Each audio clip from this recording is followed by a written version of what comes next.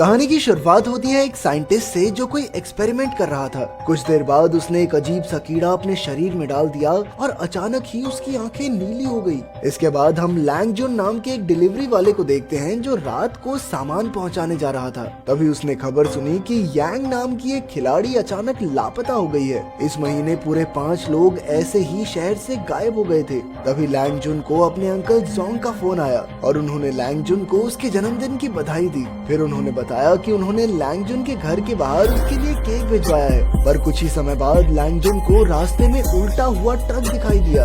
उसने तुरंत बाहर निकलकर ट्रक के अंदर देखा और फिर पीछे उसे एक बेहोश आदमी दिखा जिसकी नसें धीरे धीरे काली पड़ रही थी। लैंग जुन उसकी मदद करने आगे बढ़ा पर अचानक वही कीड़ा लैंग जुन के शरीर में घुस गया। तभी उसका शरीर भी अजीबोगरीब तरीके से बदलने लगा।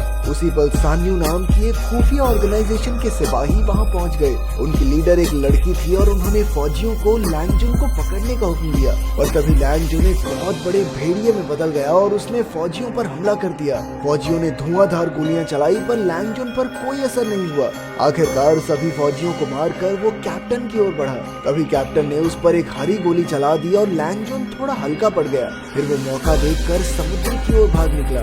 सुबह वो जैसे तैसे घर पहुंचा तो उसकी हालत काफी खराब थी। उसने तुरंत जानवरों की तरह खाना खाना शुरू कर दिया और जल्द ही इतना खाना खाने की वजह से उसे उल्टी हो गई। तभी उसने खुद को शीशे में देखा तो उसे भेड़िया दिखाई दिया। वो काफी डर गया और फिर बाथरूम में लेटकर सो गया। जब उसकी आंख खुली तो उसे एहसास हुआ कि उसकी सुनने की शक्ति काफी बढ़ चुकी थी क्योंकि वो बहुत दूर से आ रही आवाजें भी सुन पा रहा था। खैर बाद में लैंग जुन के बॉस ने उसे खूब डांटा क्योंकि वो रात को बीच रास्ते में ही ट्रक छोड़कर भाग गया था। वो इतना गुस्से में था कि उसने लैंग जुन की तरफ एक बोतल भी फेंक दी। पर तभी लैंग जुन ने अपनी शक्ति से उसे दीवार पर दे मारा जिससे दीवार में दरार तक आ गई। उसकी शक्ति देखकर सब हक्के बक्के रह गए और लैंग जुन चुपचाप वहाँ से चला गया। तभी शाम को रास्ते में उसे एक छोटी बच्ची दिखाई दी जो बस के नीचे आने वाली थी। तभी लैंग जुन ने अपनी तेज रफ्तार से उसे भी बचा लिया।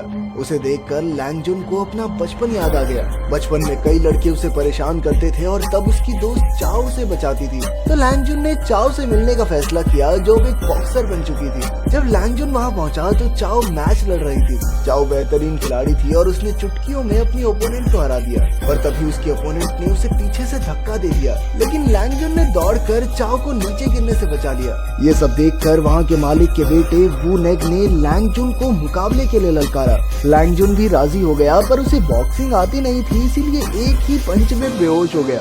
वहीं उस खुफिया फौज की कैप्टन और उसका बॉस जाओ लैंग जुन पर नजर रखे हुए थे। तब हमें पता चला कि शुरुआत में हमने जिस साइंटिस्ट को देखा था वो लैंग जुन के पिता ही थे। फिर जाओ ने कैप्टन को जल्द से जल्द लैंग जुन को पकड़ने का हुक्म दिया। उधर जब लैंग जुन की आंख खुली तो वो चाओ के घर पर था। बाद में बातचीत के दौरान चाओ ने उसे बताया कि कुछ दिन पहले उसका भाई अचानक लापता हो गया। जब लैंग जुन ने उसकी तस्वीर देखी तो उसे एहसास हुआ कि ये तो वही लड़का था जिसे उसने रात को ट्रक में बेहोश देखा था। उसने चाओ को बताया कि उसका भाई जरूर सान्यू की हिरासत में है। अचानक लैंग जुन को एहसास हुआ कि सान्यू गैंग के आदमी उनके घर के बाहर खड़े थे। इसीलिए वो दोनों तुरंत पीछे के रास्ते से भाग निकले और उन्होंने गुंडों की गाड़ी में ट्रैकिंग डिवाइस भी लगा दिया। आखिरकार जब गैंग चली गई तो चाओ ने लैंग जुन से पूछा कि आखिर ये लोग उसके पीछे क्यों पड़े हैं। तब लैंग जुन ने बताया कि उसके शरीर में एक अजीबोगरीब डिवाइस है और ये गुंडे जरूर उसी को हासिल करना चाहते होंगे। लैंग जुन को शक था कि इस सबसे जरूर उसके पिता का कोई नाता है। इसीलिए उसने अंकल जोंग से मिलने का सोचा क्योंकि वो उसके पिता के खास दोस्त थे। जल्द ही वो अंकल जोंग से मिलने उनके ऑफिस पहुंचा पर अचानक सब लोग बाहर भागने लगे क्योंकि बिल्डिंग में आग लग गई थी। लैंग जुन तुरंत अंकल के कमरे में गया जहाँ वो टेबल पर बेहोश पड़े थे। वो जैसे तैसे उन्हें कमरे से बाहर ले आया। जब अंकल को होश आया तो लैंग जुन ने उनसे सान्यू गैंग के बारे में पूछा पर अंकल ने झूठ कह दिया कि वो इसके बारे में कुछ नहीं जानते। खैर बाद में जब लैंग जुन घर लौट रहा था तो उसे एहसास हुआ कि कोई उसका पीछा कर रहा है। लैंग जुन ने मौका देखकर उसे धर दबोचा और वो वू नेग निकला। लैंग जुन उसे पकड़कर चाओ के घर ले आया और फिर वू नेग ने बताया कि वो एक हैकर है और वो सान्यू गैंग के बारे में जानकारी इकट्ठा करना चाहता है। साथ ही उसे उनके बारे में जितनी भी जानकारी थी उसने सब कुछ लैंग जुन को बता दिया। तब पता चलता है कि सान्यू ऑर्गेनाइजेशन तेल का व्यापार करती है और साथ ही वो गैर कानूनी केमिकल हथियारों की तस्करी भी करते हैं। वुनेक ने बताया कि लैंगजुन के पिता और अंकल जोंग दोनों पहले सान्यू गैंग के लिए कोई जेनेटिक डिवाइस बनाने का काम कर रहे थे। खैर फिर उसने कहा कि जो भी लोग गायब हुए हैं उन्हें पहले एक गेम खेलने का ऑफर मिला था। तब चाओ ने बताया कि हाँ, मेरे भाई को भी ऐसा कोई ऑफर तो मिला था। फिर अगले दिन चाओ बीच पर अकेली खड़ी थी तो लैंगजुन उसके पास आया। चाओ ने दुखी मन से कहा कि मेरे भाई ने कड़ी मेहनत करके मेरी बॉक्सिंग फीस जमा की थी। जब सान्यू गैंग ने उसे पैसे देने का लालच दिया तो वो उनके झांसे में आ गया। तब लैंगजुन ने उसे सहारा दिया और साथ ही वादा भी किया कि वो उसके भाई को जरूर वापस ले आएगा। फिर रात को जब वो दोनों घर लौट रहे थे तो अचानक जाओ और उसके गुंडे उनके सामने आ गए। उन्होंने धमकी देते हुए कहा कि अगर लैंगजुन ने खुद को उनके हवाले नहीं किया तो वो चाओ को मार डालेंगे। लैंगजुन के लिए चाओ की बहुत अहमियत थी, इसीलिए वो उनके साथ जाने को राजी हो गया। पर चाओ भी इतनी जल्दी हार मानने वाली नहीं थी।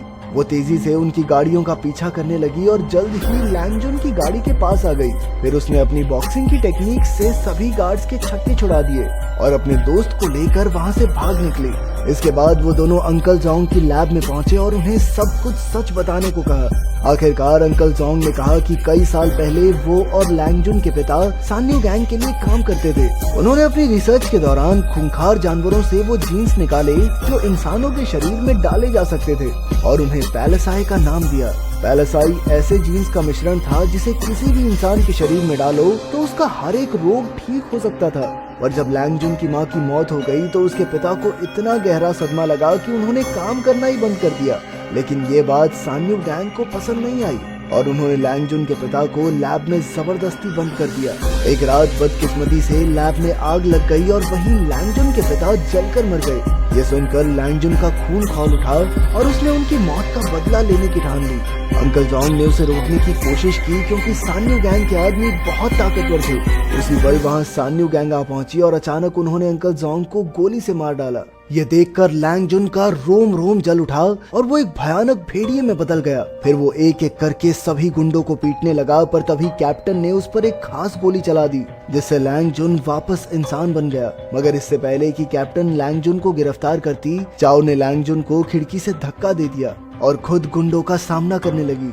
तभी वुनेक वहां आ पहुंचा और उसने लैंगजुन को अपनी गाड़ी में बैठाकर वहां से बाहर निकाला। उस रात लैंगजुन नदी किनारे मायूस होकर बैठा रहा। फिर उसने अपने पिता का दिया हुआ लॉकेट देखा जिसमें उसकी और उसके पिता की तस्वीर थी। फिर अगले दिन उसने ये लॉकेट वुनेक को दिखाया जिसने हिसाब लगाया कि शायद ये लॉकेट किसी चीज की चाबी है।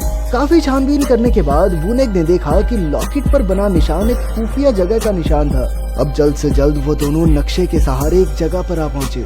ये खाली घर था और जब वो बेसमेंट में पहुंचे तो वहाँ उन्हें भेड़िए के पंजों के कई निशान दिखाई दिए।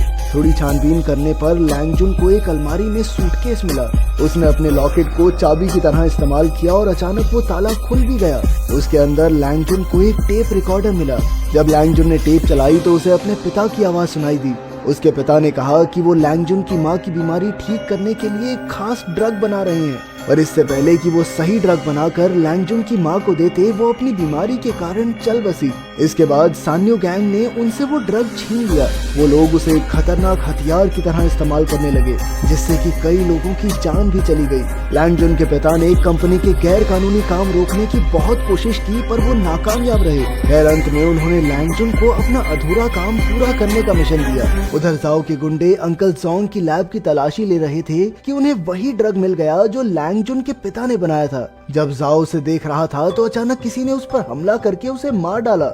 वहीं दूसरी ओर लैंगजुन और वुनेक छानबीन करके सान्यू गैंग के हेडक्वार्टर्स की ओर निकल पड़े जो कि एक शिप यार्ड में था। वुनेक ने उस इलाके का नक्शा हैक करके पता लगाया कि वो एक खुफिया पैसेज के जरिए अंदर घुस सकते हैं। इधर हेडक्वार्टर्स में चाओ जेल के अंदर बस एक आम सा कैदी था। अचानक उसे दूसरे कमरे में अपने भाई की आवाज सुनाई दी। उसने खिड़की से देखा कि उसके भाई की हालत काफी खराब थी। चाओ ने उसे भरोसा दिलाया कि लैंगजुन जरूर उन्हें बचाने आएगा। उधर लैंगजुन और वुनेक खुफिया पैसेज से हेडक्वार्टर्स के अंदर घुस रहे थे। जैसे ही वो पैसेज से नीचे कूदे, अचानक कई गार्ड्स ने उन पर हमला कर दिया, लेकिन लैंगजुन की खतरनाक ताकत के सामने कोई टिक नहीं पाया। उसने भेड़िए की ताकत से एक एक करके सभी गार्ड्स को धूल चटा दी। इसके बाद लैंग जुन चाओ को ढूंढने निकल पड़ा और वूनेग सान्यू गैंग के गैर कानूनी धंधे का पर्दाफाश करने के लिए सबूत इकट्ठा करने लगा। कुछ ही देर में लैंग जुन ने चाओ का कमरा ढूंढ लिया, पर उसके पास ताले की चाबी नहीं थी। जब वो चाबी ढूंढ रहा था तो अचानक अंकल जोंग उसके सामने आ गए। अंकल जोंग को जिंदा देखकर उसके पैरों तले जमीन खिसक गई, पर अंकल ने कहा कि उन्होंने पैलेसाई का इस्तेमाल किया और फिर से जिंदा हो गए। तभी अचानक स्क्रीन पर एक वीडियो चलने लगी जिसमें अंकल जोंग और लैंग जुन के पिता के बीच बहस हो रही थी। तब ये खुलासा हुआ कि अंकल जोंग सान्यू गैंग के साथ मिलकर केमिकल हथियार बनाना चाहता था, पर लैंग जुन के पिता इसके लिए राजी नहीं हुए। तब अंकल जोंग ने गुस्से में आकर लैंग जुन के पिता को कमरे में बंद करके आग जला दी। ये देखकर लैंग जुन को एहसास हुआ कि इस सब के पीछे अंकल जोंग का हाथ था। अब अंकल जोंग का पर्दाफाश हो चुका था, इसीलिए उसने भेड़िए का रूप लेकर लैंग जुन पर हमला कर दिया। तभी भेड़िए में बदल गया और दोनों में भयंकर लड़ाई शुरू हो गई। उधर वूनेग ने ताले की चाबी ढूंढकर चाओ और उसके भाई को आजाद कर दिया। चाओ ने रोते हुए अपने भाई को गले लगा लिया और फिर उसे तुरंत भाग जाने को कहा। फिर वो खुद लैंग जुन की मदद करने निकल पड़ी। उधर अंकल जोंग भेड़िए के रूप में लैंग जुन पर भारी पड़ रहा था। तभी चाओ पीछे से उस पर कूद पड़ी और रस्सी से उसका गला घोटने लगी। लैंग जुन ने भी मौका देखकर रस्सी खींच ली, जिससे अंकल जोंग हवा में लटक गया। फिर चाओ ने बिजली की तार उठाई और जोंग को बिजली का जोरदार झटका देकर मार डाला।